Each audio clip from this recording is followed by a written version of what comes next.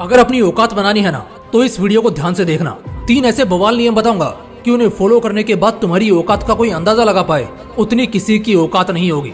अच्छा, अभी मैं आपसे एक सवाल पूछने वाला हूँ जिसका जवाब आपको देना है, लेकिन पहले ये सुनो। पता है इस पूरी दुनिया में 2 तरह के लोग होंगे और ये हर कोने में मिलेंगे। एक वो होंगे जिनका मजाक बनाना आम होगा, जिनको गाली देना, जिन पर गुस्सा करना, जिन पर चिल्लाना बहुत आसान होगा, जिनको कोई इज्जत नहीं देगा। ऐसे लोगों को कोई 2 कौड़ी का भाव भी देता नहीं दिखेगा। ऐसे लोग बस नाम के लिए होते हैं, बाकी इनके होने या ना होने से किसी को घंटा फर्क नहीं पड़ता। इनकी संख्या 80% से भी ज्यादा है। वहीं दूसरी तरफ एक दूसरे तरह का आदमी मिलेगा आपको, जिसका मजाक बनाना तो दूर, जमाना उसके सामने गलत बात करने से भी कांपेगा। जिस पर गुस्सा करना तो बहुत दूर की बात है, कोई आंखों में आंखें डालकर बात करने की भी हिम्मत नहीं करेगा। एक ऐसा इंसान जिसको अपनी बात मनवाने के लिए किसी के तलवे चाटने की जरूरत नहीं होती। वो कुछ शब्द बोलेगा और फुल एंड फाइनल हो जाएगा। लोग उसके पीठ पीछे भला जो बोल लें, लेकिन उसके सामने आने मात्र से वो खड़े होकर उसे इज्जत देंगे। मगर अफसोस ऐसे लोगों की संख्या बहुत कम ही है। अच्छा, तो अब बताओ मुझे क्या फर्क है इन दोनों तरह के लोगों के बीच में, जो एक को दुनिया पूछती तक नहीं तो दूसरे को पूछती है। एक को बेइज्जत करने से पहले एक बार भी नहीं सोचना पड़ता, जबकि दूसरे के सामने एक बात रखने से पहले भी 10 बार सोचकर बोलना पड़ता है, क्योंकि वो यही डर में होते हैं कि कहीं उनके बोले गए शब्द उन्हीं पर भारी ना पड़ जाएं।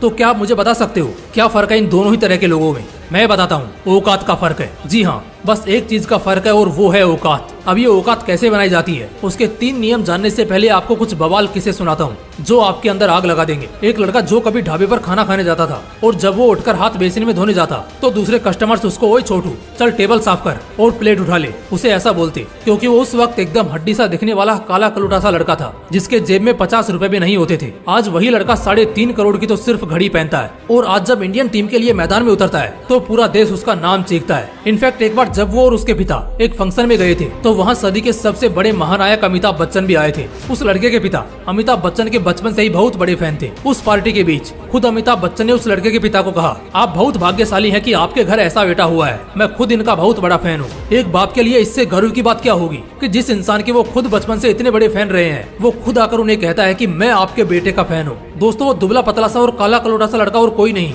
स्टार क्रिकेटर हार्दिक पांड्या है, जिसे कभी वेस्ट इंडियन और अफ्रीकन बोलकर चिढ़ाया जाता था। आज उसके औकात के सामने बड़े बड़े पानी भरते नजर आएंगे। तो क्या आज उसके सामने कोई उसकी उन पुराने दिनों की तरह बेइज्जती कर सकता है? बिल्कुल भी नहीं, क्योंकि अब इसकी औकात का अंदाजा लगाना उनके बस की बात नहीं है। कभी अक्षय कुमार जब अपने मॉडलिंग डेज में हुआ करते थे, उस वक्त छुट्टियां ऐसे ही टाइम पास में यहाँ वहाँ घूमने जाया करते थे। उस दौरान वो राजेश खन्ना के बंगले की दीवार पर फोटो खिंचवा रहे थे, तभी उनका वॉचमैन दौड़ा और उन्हें वहाँ से बेइज्जत करके भगा दिया, क्योंकि उस वक्त अक्षय कुमार की कोई औकात नहीं थी। लेकिन आज वो उसी बंगले के मालिक हैं और जिसका वो बंगला था उन्हीं की बेटी से उन्होंने शादी की है। फर्क औकात का ही है दोस्तों। जैसे आज से कुछ 10-12 साल पहले विराट कोहली से एक इंटरव्यू में पूछा गया कि आपका सबसे खूबसूरत दिन कौन सा था, तब उन्होंने कहा वही जब कैटरीना कैफ ने उनसे 4 मिनट बात की थी। आज का दिन और पिछले 10 साल का इतिहास उठाकर देख लो, उस समय विराट की कम औकात थी और आज उन्होंने इतनी बड़ी औकात बना ली है कि आज उन्हें कैटरीना कैफ फॉलो करती है, मगर वो उनको फॉलो बैक नहीं करते। बात एटीट्यूड की नहीं है, अपना प्रेफरेंस है, मगर बात होती है औकात की। उस समय विराट खुद को लकी मान रहे थे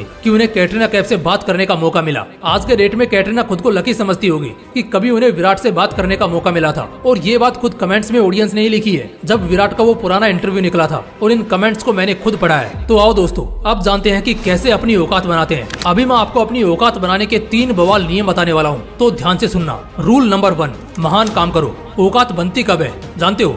औकात तब बनती है जब आदमी कोई महान काम करता है। ऐसे बेरोजगारों और निकम्मों की तरह दिन के 12-12 बजे तक बिस्तर पर पड़े रहने से औकात नहीं बनती मेरे दोस्त। बोल बच्चन करने से या बड़ी डींगे हाँकने से औकात नहीं बनती। जॉनी लीवर को सदी का सबसे बड़ा कॉमेडियन माना गया है, लेकिन शुरुआती दिनों में उस शख्स ने सड़कों पर 50 पैसे के लिए पेन तक बेचा है। फुटपाथ पर पेन बेचने से लेकर हर घर तक अपनी पहचान बनाने और महलों में राज करने तक का सफर इतना आसान नहीं था। औकात कभी एक नौकर की थी तो आज वही औकात बादशाहों वाली है। कभी रूम का रेंट न भर पाने की वजह से घर से निकाला गया शख्स जिसने कई रातें बाहर प्लेटफॉर्म पर सोकर गुजारी, वो बंदा अपने बेहतरीन काम और टैलेंट के दम पर पूरे देश में मशहूर होता है और बॉलीवुड की फिल्मों में क्या जबरदस्त काम करता दिखाई देता है। दोस्तों, उस शख्स को हम नवाजुद्दीन सिद्दीकी के रूप में जानते हैं। आसान नहीं होता फर्श से अर्श तक की औकात बनाना, लेकिन याद रखो, महान काम करोगे तभी बड़ी औकात बनेगी। रूल नंबर 2, चैलेंजेस से मत घबराओ। एक बात तो मैंने भी देखी है और बहुत गहराई से ये लक्षण उन सभी कामयाब लोगों में देखा है कि हर चैलेंज को हराकर वो लोग आगे होते हैं। अगर तुम्हारी जिंदगी में कोई चैलेंज आता है तो उसे एक बोझ की तरह नहीं बल्कि एक अपॉर्चुनिटी की तरह लेना शुरू करो। भगत सिंह, राजगुरु, सुखदेव, चंद्रशेखर आजाद, आज हमारे दिल में इन नामों के लिए कितनी इज्जत है ये शायद हम बयान भी नहीं कर सकते। लेकिन इनकी जिंदगी जितनी चैलेंजिंग रही है ना, उतने में तो कोई फरिश्ता भी घुटने टेक देगा। आजादी से 20 साल पहले जब इसकी कोई उम्मीद नहीं थी, उस वक्त भगत सिंह और उनकी पूरी टीम को पता था कि अगर हम अंग्रेजों के खिलाफ गए तो मरना तय है। लेकिन बावजूद इसके देश को आजाद कराना भी जरूरी है। बस इसी ख्याल को दिल में आग की तरह जलाए हुए वो आगे बढ़े और इस बीच उनके रास्ते में कई चुनौतियां आई। उनके कई साथी मार दिए गए, उन सबको काल कोठरी में डाल दिया गया, वहाँ उन्हें कचरे जैसा खाना खाने को दिया गया। तब हफ्तों तक भगत सिंह ने भूख हड़ताल की और आखिर में अपने देश के लिए खुद की जान की कुर्बानी दी। इसी वजह से आजकल के बॉलीवुड हीरो को शायद 10-20 साल बाद कोई नहीं जानेगा, मगर ऐसी महान हस्तियों को सदियों तक याद किया जाएगा। मैं चाहता तो आज के मॉडर्न एग्जाम्पल भी ले सकता था, लेकिन चैलेंज को फोड़ने के मामले में इनसे बेहतर एग्जाम्पल दूसरा कोई हो ही नहीं सकता, जहाँ एक शख्स मौत से भी भिड़ जाता है अपनी जिद और अपने मकसद के लिए। इसी तरह जो भी ख्वाहिशें तुमने अपनी जिंदगी से करी हैं, अब उसके वास्ते डरना नहीं है। रास्ते में आई चाहे लाखों चुनौती, पीछे हटना नहीं है। रूल नंबर 3, विनिंग माइंडसेट पैदा करो। यार देखो, चाहे खेल कितना भी शानदार खेल लो, अगर जीतोगे नहीं तो बहुत जल्द भुला दिए जाओगे। औकात उनकी बनती है जो जीतना जानते हैं। हर एक चीज में जीता जाता है। तुम्हारा फील्ड अलग हो सकता है, हालात अलग हो सकते हैं, लोग, जगह, गली, मोहल्ला, शहर, नाम, पहचान, ये सब अलग हो सकता है, मगर मानसिकता एक ही होनी चाहिए और वो है जीतने की मानसिकता। अगर किसी काम को कर रहे हो तो उसे हल्के में बिल्कुल मत करना। जिंदगी के हर मोड़ पर सिर्फ और सिर्फ जीतने के बारे में सोचना। इंसान को जीतना आना चाहिए। 1 या 2 बार की हार अलग बात है, मगर 10 बार हार के 1 बार जीतना ये गलत बात है। औकात बनती उसी की है जो जीतता है। पहले के योद्धा दूसरे पक्ष से लड़ते थे तो सिर्फ एक मकसद से कि उनका राजा जीतना चाहिए, क्योंकि उन्हें भी पता है इस लड़ाई में जो हारा वो हमेशा के लिए दूसरे पक्ष के कब्जे में चला जाएगा या उसका गुलाम बन जाएगा। याद रखना, इतिहास सिर्फ विजेताओं का होता है। जो हारते हैं उन्हें कोई नहीं याद करना चाहता, ना कोई उनसे सीखना चाहता है। किसी भी इतिहास की दमदार कहानी उठाकर पढ़ लो। किसी ने अपनी जिंदगी में कुछ बड़ा जीता है तभी उसे लिखा गया है, उसको सम्मानित किया गया है और अभी भी हमेशा के लिए याद किया जाएगा। आज के समय से भी ये बात सीख लो,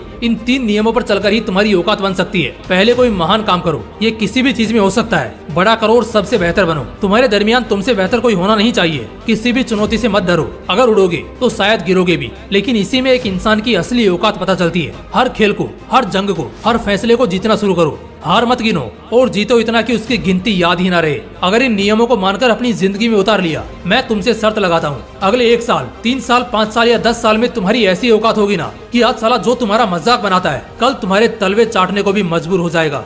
जय हिंद, जय श्री कृष्णा।